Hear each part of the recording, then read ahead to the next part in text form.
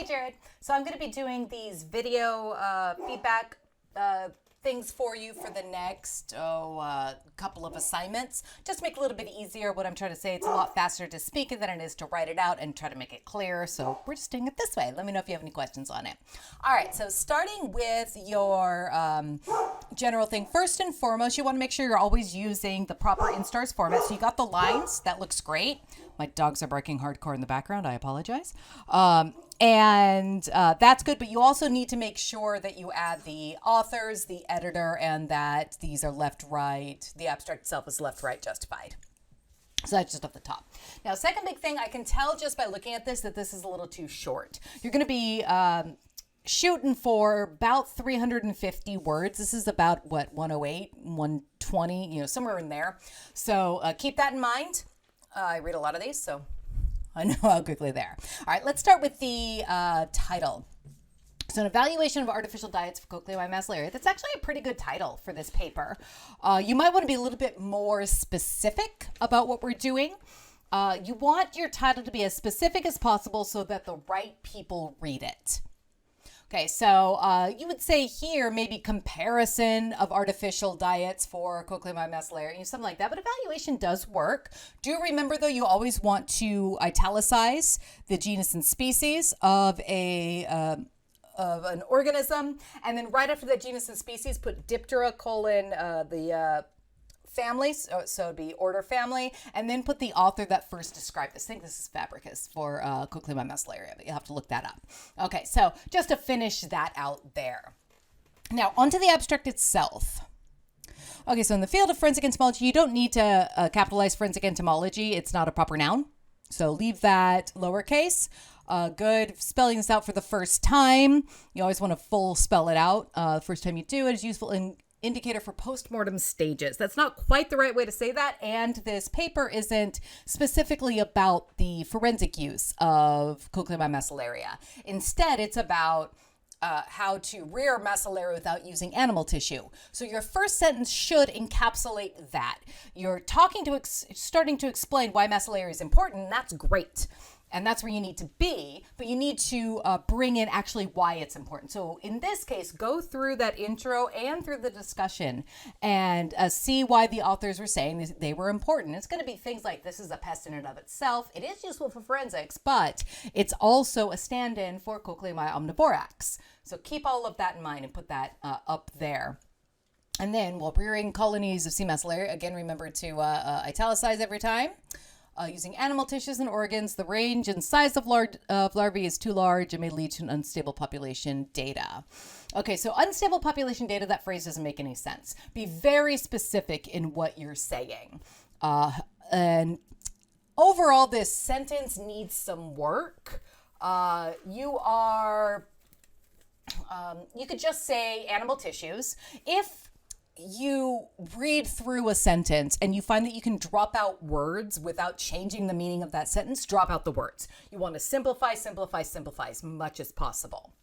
Okay, so the range and size of larvae is too large. Are you talking about the range is too large, larvae too large? So in this case, it's not just that the larvae size is all over the map. We're looking at a whole bunch of different things. So pick out the major problems. You could say that there is colony or laboratory rearing of cochlear using traditional animal tissue as a food source leads to inconsistent size and number of offspring and an odor, a problematic odor. So basically take that next sentence and combine it with the previous. So your first sentence should be, why is cochlear macellaria important? Second should be a stating of the problem. Okay, stating of this problem is it's a mess and it smells really bad, but you make it sound sciencey. The odor produced by the method of rearing can cause research problems as well. You're going to hear me say in future videos over and over again, don't say in 2 sentences what you can say in 1. That's that simplification. So again, anytime you can mix sentences together or mash them together into 1 sentence, do it. And don't say in 1 sentence what you don't need to say at all. Okay. Larvae reared through a beef liver. So larvae reared through a beef liver. That doesn't make any sense at all. Make sure that you're going back and rereading what this says. The abstract is the first thing that people are going to read. So any type of typo or problems there, that's a real big issue, and you're not going to get people reading it. So the grammar has to be on point right there. We're compared to larvae reared through 2 artificial diets, one with dried blood mixed in, with fresh blood mixed in. Be very careful with your sentence structure. Remember, you don't want to end sentences with the word in or other dangling precipitals and whatnot. In this case, you also want it to sound as sciencey as possible. This is something that's helped me in my writing. I come from, learning about English and stuff, and then trying to do science writing. You want it to sound sciencey. Okay, so larvae reared through, it should be on beef liver because they weren't really reared through beef liver or through the artificial diet. You can say we compared the 7 life parameters of insects reared on 2 blood-based artificial diets versus a animal tissue diet. Pretty straightforward, same ideas across, and it just sounds a little bit more specific and a little bit more professional. See, the larvae from the 2 artificial diets actually had a more stable population and even had a higher number of eggs laid. Okay, so that overall is a confusing sentence. So actually had a stable population. You're not arguing with somebody in this paper. Instead, you are stating facts. So you don't need to say, actually, it happened. Weirdly, it did. Just say it did. And what I'm looking for with the results is, were these significant differences? Were they actually real? Were they just trending towards significance? What is going on there? So you need to put actual numbers here. So I expect p-values and numbers and that sort of thing.